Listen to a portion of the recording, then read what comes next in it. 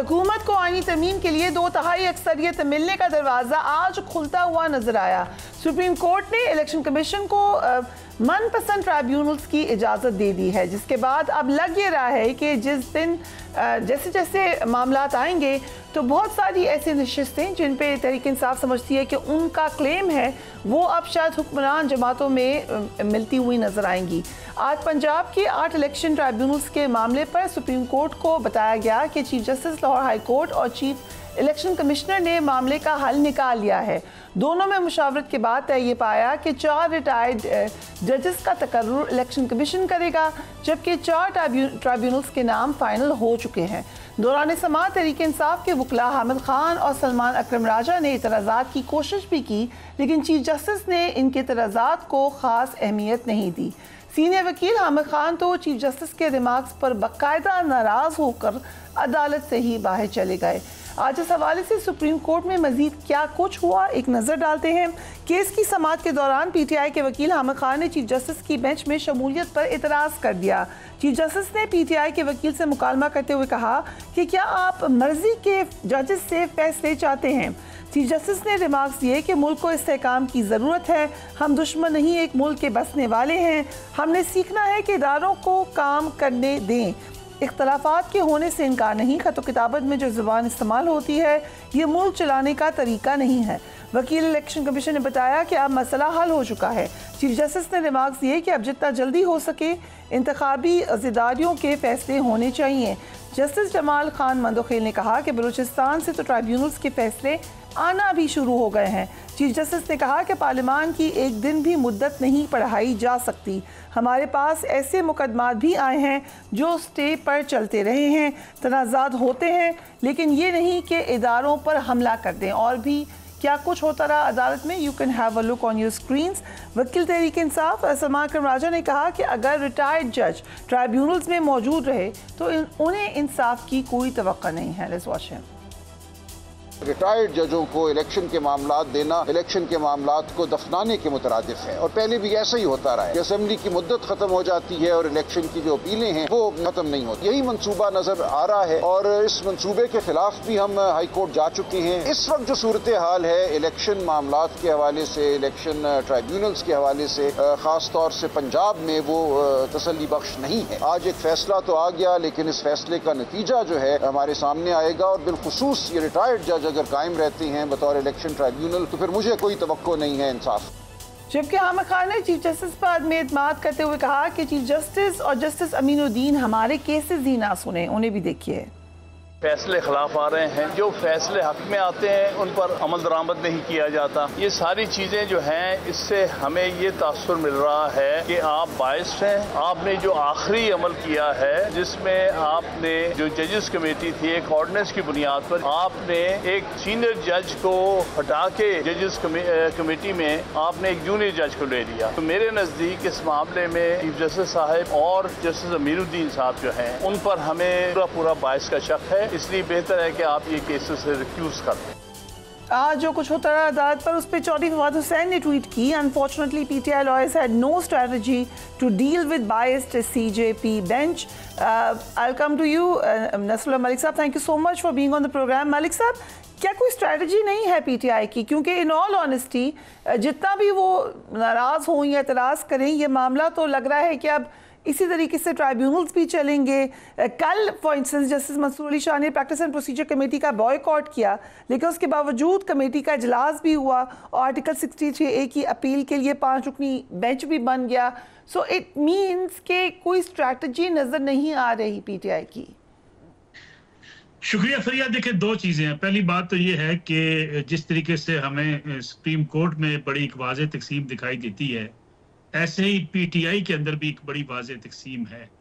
अब PTI उसका इजहार इसलिए नहीं कर पाती कि PTI के चेयरमैन, जो बानी चेयरमैन इमरान खान साहब, वो जेल के अंदर हैं और उस तरीके से पार्टी के ऊपर उनकी ग्रिप भी मौजूद नहीं है। अब जो बाहर लोग मौजूद हैं उन पे पार्टी के अंदर से ही खदशात का इजहार भी किया जाता है, और ये भी कहा जाता है कि बहुत से ऐसे लोग हैं जो इन मामलात को जो है वो निपटाना ही नहीं चाहते। उनके शकूक व शुबात भी अपनी जगह पर मौजूद हैं। जैसे कि आपको याद होगा, हामिद खान साहब के ऊपर भी एतराज़ात उठे कि वो क्यों ऐसे इकदाम की तरफ नहीं जाते कि जो हमारे खिलाफ अदालती मामलात में फैसले आ रहे हैं या हमारे खिलाफ जो कार्रवाई हो रही है उस पर अहमद खान साहब का स्टांस जो है वो बड़ा वाजे नहीं है। इसी तरीके से शेर अफजल मरवत हों, इवन अली मीन गंडापुर लाहौर आए तो आपको याद होगा उस वक्त भी एतराज़ात उठे कि वो निकले इतनी ताख़ीर से थे, वो तकरीर नहीं करना चाहते थे और वो जो कमिटमेंट हो चुकी थी उसके मुताबिक वो लाहौर हाजिरी देकर वापस चले गए।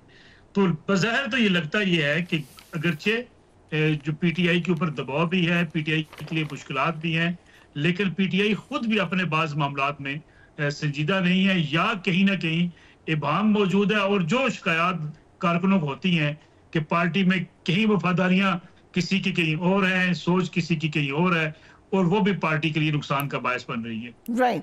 सो Syed Muzaffar Shah, thank you so much for being on the program. मखसूस नशिस्तों के केस में आपको अदलिया और पार्लियामेंट में बज़ाहिर एक क्लैश नज़र आ रहा है, लेकिन हमने ये भी देखा कि यहाँ पे इलेक्शन के 90 डेज में होने की बात हुई, एक क्लैश वहाँ पे भी था आइन के साथ अपेरेंटली, लेकिन कुछ भी नहीं हुआ। फिर इलेक्शंस हो भी गए, एक वॉइड वहाँ पर कहते हैं कि मौजूद है, लेकिन क्या हुआ? कुछ नहीं हुआ। सो अगेन हम यही रिपीट देखेंगे कि मामलात होंगे, इतराज़ होगा, लेकिन मोस्ट प्रॉब्ली हुकूमत कर्टेल कर लेगी इसको। देखिए, स्ट्रेटजी की जहाँ तक बात है ना, PTI has never had any legal और लेजिस्लेटिव स्ट्रेटजी। उसकी वजह यह है कि वो जहाँ से स्ट्रेंथ ड्रॉ करते हैं वो उनकी कॉन्स्टिट्यूशनल अंडरस्टैंडिंग या फिर पार्लियामेंट्री मनूवरिंग नहीं है। वो सिर्फ और सिर्फ स्ट्रीट पावर और सोशल मीडिया नैरेटिव और मीडिया साइकोलॉजी खेलना है। And in this case as well they are doing the same. That means he is trying to demonize an entire institution. और जैसे जैसे हमेशा जब भी उन्होंने ये टैक्टिक किया है, उसका उनको फ़ायदा पर्सनल इंटरेस्ट में ये होता है कि before anything is going forward या कोई किसी चीज़ का फैसला हो, उससे पहले ही वो उसको डिस्प्यूटेड कर देते हैं। तो यहाँ पर भी ये है कि बेशक जो तफसीली फ़ैसला जो हमने एक रोज़ पहले आते हुए देखा, जिसमें इलेक्शन कमीशन को इतना बैश किया कि ये कहा कि आपने डेमोक्रेसी को कोट एंड कोट फेल कर दिया है। यहाँ तक कह दिया गया कि how could election commission become a party in the offence. यहाँ तक कहा गया कि इलेक्शन कमीशन ने अपना वो रोल प्ले नहीं किया 8 फरवरी को जो उनको प्ले करना चाहिए था। उसके बावजूद there is you can see a grievance by Pakistan Tehreek Insaf being shown in the case कि पहले आपको याद है आज से 2 महीने पहले कहा करते थे कि ये सारा इंस्टीट्यूशन ही हमारे खिलाफ है। अब वो आज का उनका बयान है कि मंसूर अली शाह साहब का stance practice and procedure bill में बिल्कुल ठीक है। अच्छा, प्रैक्टिस एंड प्रोसीजर बिल को जब टेबल किया गया तब उन्होंने अपोज किया, अब उनको वो अच्छा लग रहा है। हुकूमत की सूरत हाल आप देख लें कि उनको माइनॉरिटी जजमेंट अच्छी लग रही है 2 जजेस की, और वो कह रहे हैं कि अक्सरियती फैसला तो आइन के मुताबिक नहीं है। तो ये बेसिकली एक कॉन्स्टिट्यूशनल क्राइसिस है। उसकी वजह यह है कि अगर हुकूमत का ये कहना कि दरअसल पार्लियामान जो है वो सुप्रीम है, judiciary falls under the ambit of the parliamentary process, तो दूसरी तरफ से भी ये जवाब आ रहा है कि जहाँ पर आइनी लूप होल मौजूद हैं वहाँ पर हमने इसीलिए एक्ट किया कि फंडामेंटल राइट्स का और पब्लिक इंटरेस्ट का मामला है। बेशक तहरीक इंसाफ की दरख्वास्त हमारे सामने नहीं थी, but still a large amount of voters are being disenfranchised, और इसीलिए हमने पब्लिक गुड में एक्ट किया है। तो यहाँ पर अनफॉर्चुनेटली पिछले 20, 30, 40 साल भी आप लगा लें, यहाँ पोलिटिसाइजेशन ऑफ जुडिशरी हुई है और जुडिशलाइजेशन ऑफ पॉलिटिक्स हुई है। आप अपने शोज़ का डाटा निकाल लें, मैं अपने शोज़ का निकाल लेता हूँ, कोई एक दिन ऐसा नहीं होता जब हम जुडिशरी पे प्रोग्राम नहीं करते। और इसमें हमारा कसूर नहीं है, पॉलिटिशियंस का है, क्योंकि उन्होंने सारी सियासत को घसीट के अदलिया के अंदर बंद कर दी है, और अदलिया का भी मेन कंसर्न यही बन चुका है। तो इस ओवरलैप को खत्म करना पड़ेगा। पॉलिटिशियंस को बैठ के मुज़फ़्फ़र साहब, यू बिलीव कि जो ये आईनी तरमीम है ये इस क्राइसिस को एड्रेस करेगी या again it's a political move only? देखिए, obviously it's a vested interest for the current government. वो सिर्फ ये देख रहे हैं कि फिल वक्त अगर हम नंबर ऑफ जजेस को बढ़ा दें, अगर हम पैरेलल जुडिशल सिस्टम ले आएँ, तो शायद जो वाहिद रोड ब्लॉक है हमारी करंटली जो रेजीम को सस्टेन करवाने में, उसको ख़त्म कर दिया जाएगा। तो वो लॉन्ग टर्म नहीं सोच रहे, कल को वो भी इसके आगे फंस सकते हैं अगर वहाँ पर डायनामिक्स चेंज हो जाए कोर्ट में। तो